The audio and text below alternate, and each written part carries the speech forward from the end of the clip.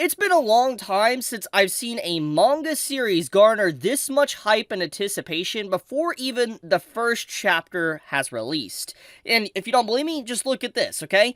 This is literally news articles that are already being kind of like just churned out and talking about this new series called Kagurabachi. I mean, you even have, Dextero talking about this series, that people are extremely excited about this new manga series. And so let's just dive headfirst into it. So this series was kind of first revealed about a few days ago, back on September 12th, as you could see here.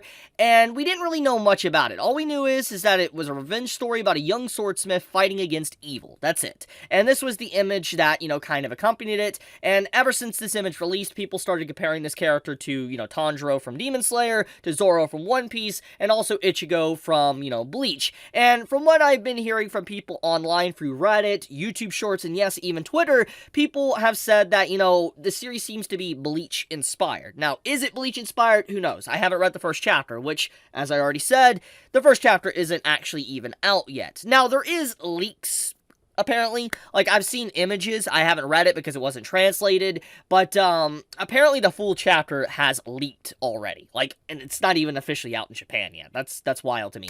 But anyways, the series is gaining a lot of attention. I mean, like I said, this whole thing right here really explains it. The amount of articles that are being written about, Kagurabachi, I do think kind of spells that this is something that people are anticipating. People want it. And why is that? Well, Shonen Jump is obviously looking for something new, and I think people also want to latch onto a new series that can actually stick around.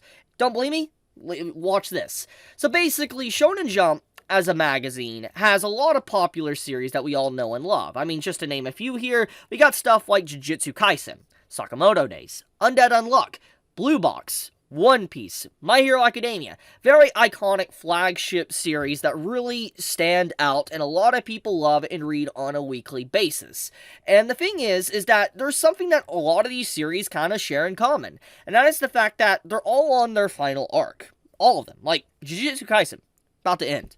I mean, Undead Unluck is getting closer to its ending. We have stuff with One Piece. We can see the ending in sight. It is definitely very close in comparison to what it was. And then we also have stuff with My Hero Academia in its final arc. A lot of the big series within the magazine are going to be coming to an end. And also, as another reminder, Hunter x Hunter is no longer a part of the magazine as well, because we know it's going to be shifting magazines to some degree. We don't know the full details of it, we just know it's no longer in weekly Shonen Jump. So Shonen Jump is desperately in need of something that will be the pillar, or a new pillar to their magazine, because a lot of these big flagship titles will end very soon. Which I know a lot of people will think is funny that they're trying so hard when they continuously axe series. For instance, a good example of this is Red Hood. This got axed a few years back. I talked about it. I love this series, and I'm not going to kind of dive in and reopen old wounds to a degree of what the story was about. The point of the matter was, it was a very unique story that a lot of people did talk about. It wasn't the most popular, but people did talk about the series. And the thing is that it didn't do well in Japan. People in Japan didn't like it, and it got axed. Simple as that. And this gets into the big, cold, harsh facts that people probably don't want to hear, which kind of relates with this, with all these articles that are coming out on Kagurabachi and its overall popularity and how it's probably going to be the next big hit.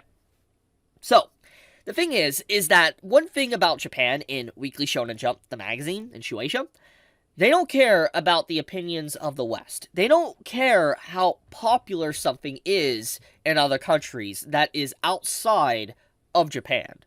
And the reason for that is because they want people that pick up the physical magazine within Japan, and those that kind of vote in the polls and stuff for their favorite series of the week or whatever, they pay more attention to that than those that read it online across the world.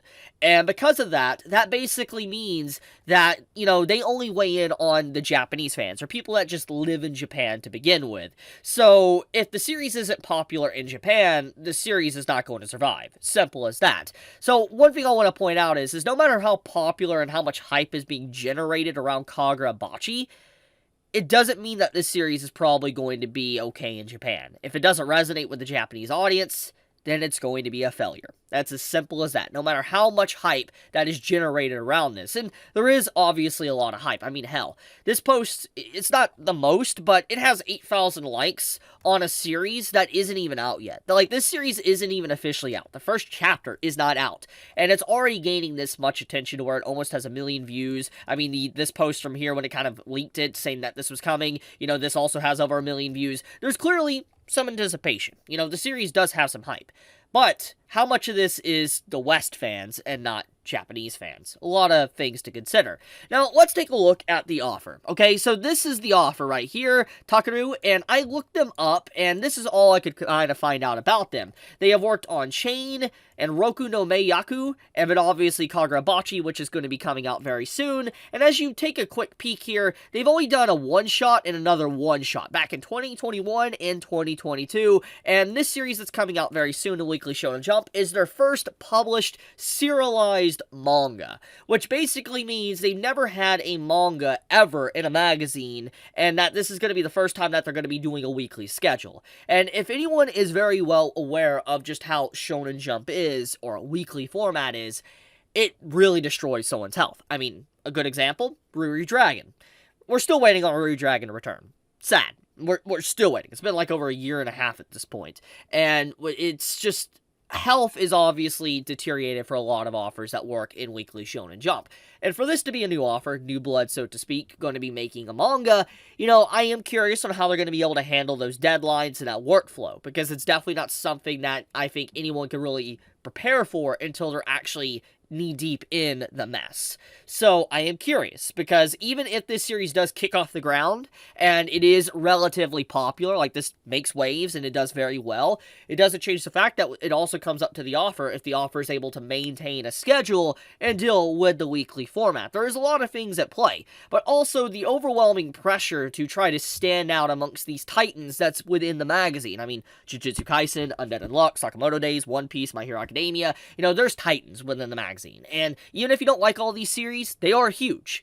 And it will feel very overwhelming if you're a newcomer in the magazine as a new offer that's never worked on something, being surrounded by these greats. It will be very unnerving. So I am interested in seeing how this series is handled, if it's successful or not. It could be a colossal failure, it could be a great hit, the biggest hit we've seen in Weekly Shonen Jump in decades. Who knows?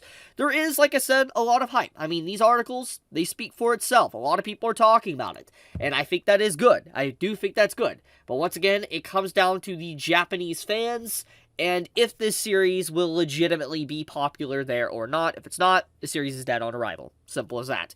Now, in terms of actually what the plot is about, from all we can gather, it's about a swordsmith apprentice embarking on a bloodthirsty journey and taking down a gang of sorcerers. So we know that the content within it is going to be supernatural themed with sword fighting, very typical shonen, nothing too groundbreaking, so to speak. It seems like it's trying to play safe, and that it's trying to play to what is popular at this current time period, because, I mean, as we know, supernatural curses and sword fighting is very popular right now. Jujutsu Kaisen is a good example of this. So when you think about everything, it's very likely that this is playing it safe, but it could still do something very unique. It just comes down to execution. But this seems like a very traditional revenge story that's going to be in the magazine. Things could change, obviously, but that's just my assessment after just reading the synopsis. But I don't think the synopsis probably really gives the series justice, since, once again, we don't really know much else besides this brief, few sentences.